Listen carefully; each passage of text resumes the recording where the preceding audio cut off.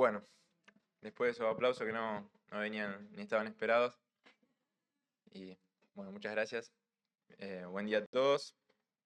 Los invito a que podamos poner todo este tiempo, toda esta palabra en manos de Dios, que es lo más importante. Como terminábamos de leer, como terminábamos de cantar también, papá, queremos predisponer nuestras vidas por completo a poder escuchar lo que vos tenés preparado para cada una de nuestras vidas. Queremos preparar nuestros corazones, queremos preparar nuestra mente, queremos preparar nuestros oídos para que todo lo que escuchemos, para que todo lo que se diga sea de acuerdo a tu voluntad.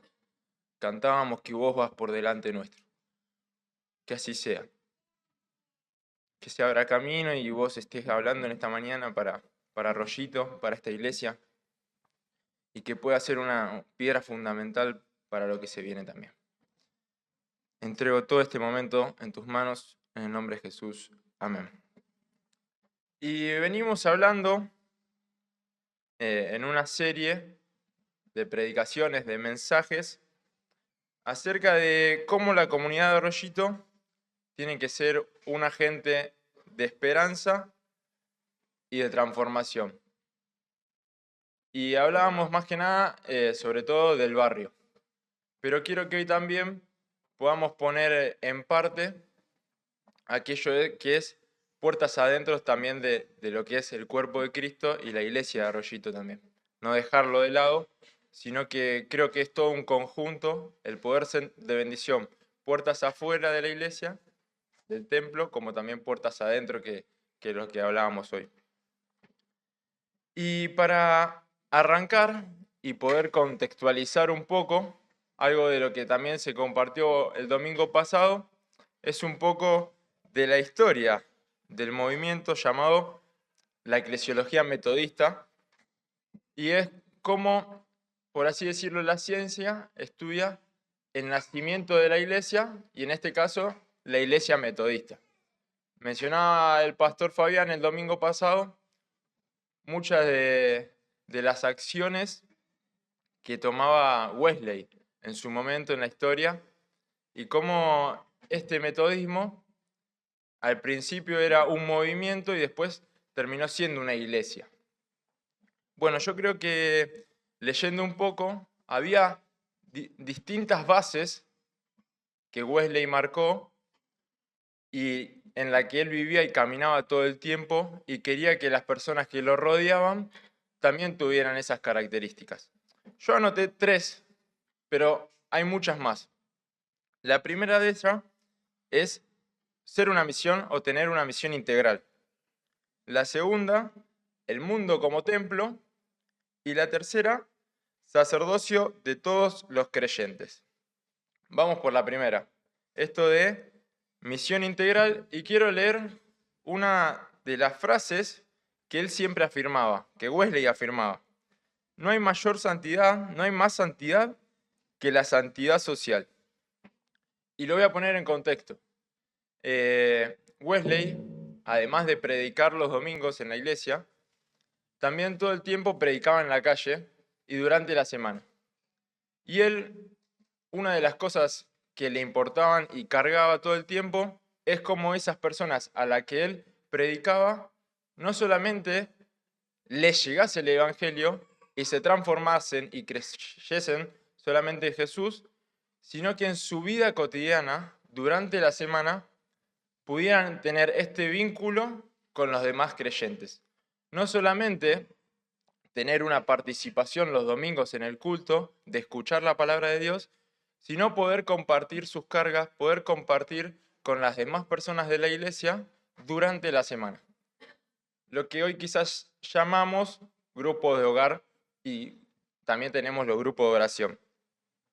Y había diferentes grupos que intervenían en la iglesia en ese entonces. El primero de ellos era las sociedades, que eran grupos de 40 personas. Después se fueron achicando y se llamaron bandas, que eran grupos de 10 a 12 personas. Y por último, terminaron las llamadas clases, que no eran más que grupos de 10 a 12 personas, pero ya empezaron a ser mixtos. Entonces podemos ver cómo en esto de la misión integral, la parte social que tenemos que tener dentro de la iglesia. No es que somos un cuerpo de una sola persona, donde solamente importo yo, o solamente importa el que predica, o solamente importa el que comparte la alabanza, sino que cada uno de nosotros tiene un rol fundamental y tenemos que estar entrelazados los unos con los otros. Después, el segundo punto que hacía base muchas veces Wesley es el mundo como templo. No solamente creer que Dios está acá, en este espacio, sino que en donde quiera que nosotros vayamos, donde quiera que cada uno esté, ahí va a estar Dios. Y Dios nos llama a no tener un punto de partida pasivo, sino que quiere que podamos ser personas activas, que quiere que seamos hijos activos en Él, que no nos quedemos solamente sentados, sino que podamos compartir, como hacían en su entonces, como hacía Jesús, también a los marginados muchas veces de la sociedad. Él puntualizaba sobre ese tipo de personas. Y creo que lo podemos ver en la persona de Jesús, donde cuando Él compartía con diferentes personas, no solamente las sanaba, sino que después las integraba a la sociedad también, le daba un lugar de valor para que vuelvan a integrarse a las sociedades. Y el tercer punto, la tercera base que yo consideré también importante, es el sacerdocio de todos los creyentes. Como mencionaba recién, no es algo que nos toca a unos pocos, o le toca a unos pocos, sino que es algo de todos. Hasta que se conformó la iglesia metodista, Wesley ya estaba muerto. Primero fue un movimiento metodista, pero la iglesia como tal se conforma luego que él muere. Y para que eso ocurra, y para que diferentes templos se vayan abriendo a lo largo de todo el país, Inglaterra, pasó mucho tiempo. Pero no se encargó solamente a pastores, porque hasta que surgieron los mismos y se les designó los lugares, eran las distintas personas de las distintas congregaciones y de las distintas ciudades las que llevaban el Evangelio. Y creo que eso también nos toca hoy día. No solamente es el trabajo de los pastores o de unos pocos, sino que a cada uno nos toca poder compartir el Evangelio dentro de la iglesia y en nuestra vida cotidiana también. Y para así arrancar con el último capítulo de esta serie, de Arroyito como agente de esperanza, hoy quiero que podamos compartir cómo la iglesia de Arroyito tiene que ser sal y luz. Somos llamados por Jesús a ser sal y luz. Cada uno de nosotros, no el de al lado, yo y cada uno de ustedes, somos llamados a ser sal y luz, gentes de esperanza. Así que quiero compartir el primer texto que se encuentra en Mateo 5, del 13 al 16, donde comienza hablando sobre la sal de la tierra y del 14 al 16 habla de la luz del mundo. Yo lo busqué en una versión quizás que no es tan convencional como la Reina Valera, que la escuchamos todo el tiempo, pero que es particular para que podamos, al leerla, entenderla más fácilmente. Y dice así: ustedes son como la sal que se pone en el horno de barro. En la Reina Valera dice la sal del mundo, para aumentar su calor. Si la sal pierde esa capacidad, ya no sirve para nada, sino para que la tiren en la calle y la gente la pisotee. La luz del mundo, versículo 14. Ustedes son como la luz que ilumina a todos. Son como una ciudad construida en la parte más alta de un cerro y que todos pueden ver. Nadie enciende una lámpara para meterla debajo de un cajón. Todo lo contrario, la pone en un lugar alto para que alumbre a todos los que están en la casa. De la misma manera, la conducta de ustedes debe ser como una luz que ilumine y muestre cómo se obedece a Dios. Hagan buenas acciones, así los demás las verán y alabarán a Dios, el Padre de ustedes que está en el cielo. Y me gustaría como dividirlo en estas dos partes, el ser sal de la tierra y el poder ser luz del mundo. La primera, como sal de la tierra, me gusta esta referencia que hace acerca del horno, que dice, es como la sal que se pone en el horno de barro para aumentar su calor, para aumentar su temperatura. Y yo asociaba esto del horno como la relación con los demás. Y y la temperatura con el ser de bendición. Cómo nuestra relación con los demás, ese horno, tiene que ir en aumento cuando nosotros estemos presentes. Que la temperatura tiene que aumentar si nosotros estamos presentes. La bendición que le llegue a los demás, que no es nuestra, sino que es de Dios, tiene que formar parte de esa relación. No es que cuando nosotros formamos relaciones con los demás, no tiene que haber bendición, sino todo lo contrario. Esa temperatura tiene que aumentar, la temperatura del horno tiene que aumentar y la bendición en la vida de los demás tiene que aumentar, no porque estemos nosotros, sino porque nosotros tenemos a Jesús en nuestras vidas. Y también me ponía a pensar, ¿cómo cuido la sal? Todos sabemos que si la dejamos en un lugar húmedo y a temperatura, la sal se degrada, pierde su calidad, sus propiedades. A contraposición a lo que viene hablando de decir, che, vos te tenés que poner en el horno para que ese horno tome temperatura. Pero bueno, ¿cómo voy a ser yo de bendición si no estoy cuidado, si yo no me cuido, si yo no me valoro? Bueno, acá está esto de reconocer los tiempos de Dios, de pasar tiempo con Dios para que Él nos muestre qué son las cosas que tenemos que dejar, qué son las cosas que nos perjudican, qué son las cosas que no me hacen bien, que no hacen que conserve mis propiedades, que no hacen que sea la persona que Él creó. Al contrario, que me hacen daño. Y solamente a través de pasar tiempo con Él, todos los días, vamos a poder conservar esas propiedades, vamos a poder tener y recordar el valor que Dios nos da, el valor que Él creó en nosotros, que Él puso en nosotros. ¿Y qué implica eso? ¿Que las circunstancias van a ser todas buenas? ¿Que por más que pasemos tiempo en la presencia de Dios, no nos van a rodear las cosas malas? No, al contrario. A pesar de todas esas cosas malas que nos pasan, a pesar de todas las circunstancias de dolor, económicas, de salud, amistades rotas, quizás relaciones rotas que tenemos, Dios quiere que a pesar de todas esas circunstancias podamos ser de bendición, podamos ser sal en la tierra. Y que no formemos parte de aumentar el daño que ya hay en el mundo. Que no agreguemos comentarios malos, sino que podamos sumar comentarios buenos, que podamos sumar comentarios de bendición en nuestro grupo de trabajo, en nuestro grupo de amigos, en nuestra escuela, que cuando vemos que todos comentan cosas malas, podemos decir, che, pero mira todas las cosas buenas que también tenemos, todas las bendiciones que Dios nos da y muchas veces no la podemos ver porque el contexto es malo, porque hace que se nos nuble la vista. Pero bueno, a pesar de eso, Dios quiere que podamos ser de bendición.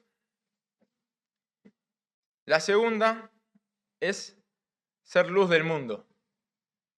Y me gusta esto porque en nuestro trabajo estamos en una oficina tipo en L. Y en los dos extremos hay como dos grandes ventanales. Y en el medio hay como un bibliorato que le tapa la luminosidad a mi compañero. Entonces tiene que forzarse la vista. Y se me venía claramente este ejemplo de decir, ¿qué pasa si yo no paso tiempo con Dios? ¿Qué pasa si la luz no me llega a mi vida? Claramente voy a estar queriendo luchar con mis fuerzas. Voy a tener que forzarme con mis fuerzas naturales, con mis fuerzas humanas, y voy a estar perjudicándome de forma natural. Pero cuanto más yo pase tiempo con Dios, cuanto más tiempo pase en su presencia, esa luz va a aclarar mi vida, va a aclarar el panorama y voy a poder ver de forma más natural y de forma más visible sin tener que esforzarme. Y un poco lo dije recién, pero ¿cuál es esa luz? ¿Cuál es la luz que tiene que iluminar nuestra vida? Recién decíamos que queremos adorarlo, que queremos pasar tiempo con Él. Le cantábamos un montón de frases hermosas, pero eso tiene que estar acompañado de la fuente de vida que es Él. Y quiero compartirles la respuesta a esta pregunta de ¿cuál es la luz que tiene que iluminar nuestra vida? Que se encuentra en Juan 8:12. Y dice así: otra vez Jesús les habló diciendo: yo soy la luz del mundo. El que me sigue no andará en tinieblas, sino que tendrá la luz de la vida. Dios no quiere que nos enganchemos a una luz provisional. Dios quiere que podamos conectarnos a la fuente ilimitada de poder. Quiere que nos conectemos a la fuente que va a llenar por completo nuestras vidas. No un momento, no en una charla, sino todo momento y toda circunstancia. Y ahora sí, para hablar no solamente en lo particular, sino ya como iglesia, quería compartirle una lectura que se encuentra en Hechos 1:8. Y es un poco de lo que hablábamos con los chicos, con los adolescentes, el mes pasado, esto de ser iglesia. ¿De qué es ser iglesia? ¿Qué implica una iglesia? Si formamos parte de una iglesia, y que también no hay iglesia sin Espíritu Santo, como mencionábamos también el domingo pasado a través de la llegada del Pentecostés. Y Hechos 1:8 dice: pero quiero que sepan que el Espíritu Santo vendrá sobre ustedes y que recibirán poder para hablar de mí en Jerusalén, en todo el territorio de Judea y de Samaria, y también en los lugares más lejanos del mundo. Como compartíamos el mes pasado con los chicos, todos formamos parte de la iglesia. Cada uno formamos parte de la iglesia. Cada uno tiene un valor muy importante y Dios lo valora a cada uno. Dios los creó a cada uno de ustedes y puso un valor fundamental en sus vidas. Se me venían a la mente un montón de preguntas. Si te sentís parte de la iglesia, ¿sentís que formás parte de la iglesia? Solamente muchas veces ocupamos un lugar. ¿Te sentís parte de la iglesia de Arroyito? ¿Conocés y reflexionás el valor que tenés? Porque muchas veces nos cuesta ver lo valioso que somos. Vemos lo valioso que es la otra persona, los talentos que tiene, los dones que tiene, pero no nos ponemos en el espejo y decimos: che, la verdad que yo podría hacer esto. La verdad que Dios me está llamando a esto. Pero muchas veces ocupamos un lugar pasivo, tranquilo, total, no nos desafía tanto y estamos cómodos en ese lugar. Pero quizás Dios nos llama mucho más. Y en eso, la tercera y última pregunta que tenía es si crees que Dios puede hacer más con vos. Y Dios puede hacer más con vos. El tema es que no limitemos a Dios. El tema es que le demos el lugar a Dios. Y para ir cerrando el mensaje del día de hoy, el mensaje de Arroyito como agente de transformación y cambio para la iglesia y también puertas afuera para el barrio, quería compartirles y resumir esto de que todos somos llamados por Dios. Como veíamos en la primera iglesia metodista, esto de que cada iglesia tenía que llevar del evangelio en su lugar hasta que se terminó propagando por todo el país. Bueno, esto también nos toca a nosotros, en nuestras vidas cotidianas.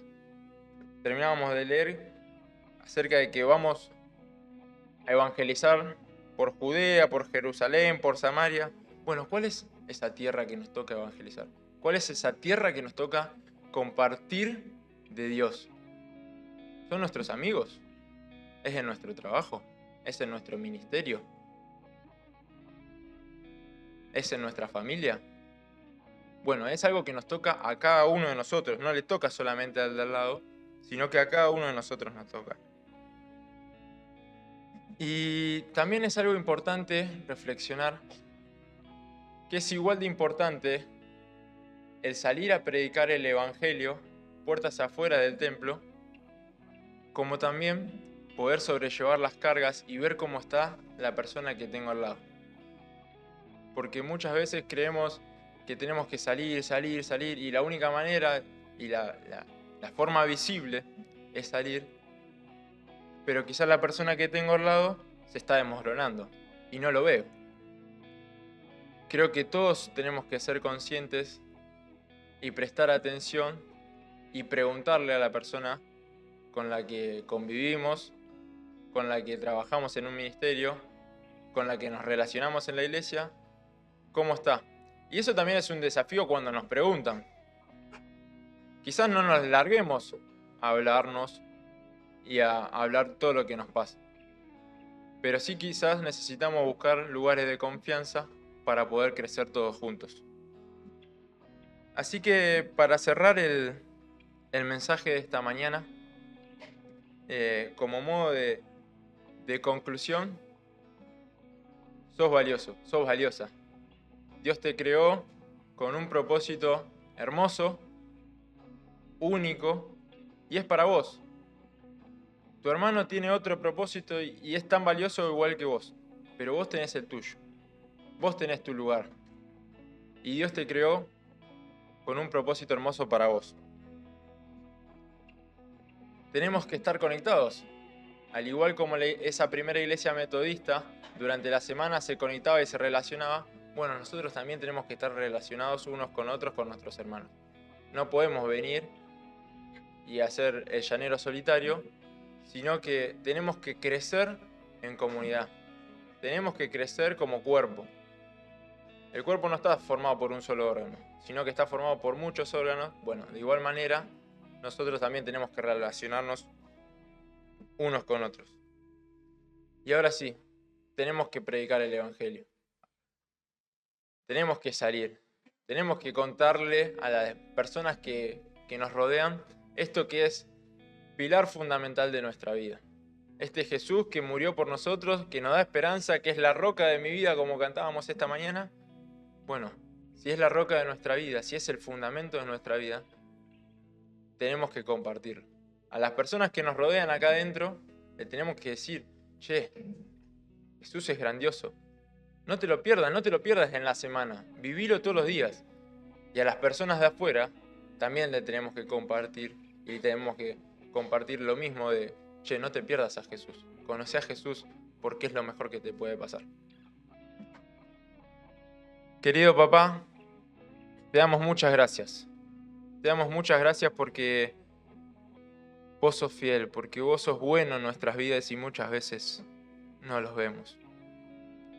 Quizás estamos pasando momentos de dificultad, quizás hay circunstancias que nos rodean que no nos permiten ver lo bueno y que sos con nuestras vidas. Pero queremos entregarte por completo lo que somos. Queremos ver ese valor que tenemos en vos. Queremos poder ver y notar el valor que tenemos a través de la vida de Jesucristo. Porque eso valemos la vida de Jesucristo. Así que te damos muchas gracias por todo lo que nos das, te damos muchas gracias por todo lo que tenemos y por lo que somos. Y también te encargamos nuestro camino, te encargamos nuestra vida por completo, para que vos vayas por delante, para que vos vayas abriendo camino y podamos ser esa luz, ser esa sal que vos querés que seamos, que vos llamás a nuestra vida a que seamos.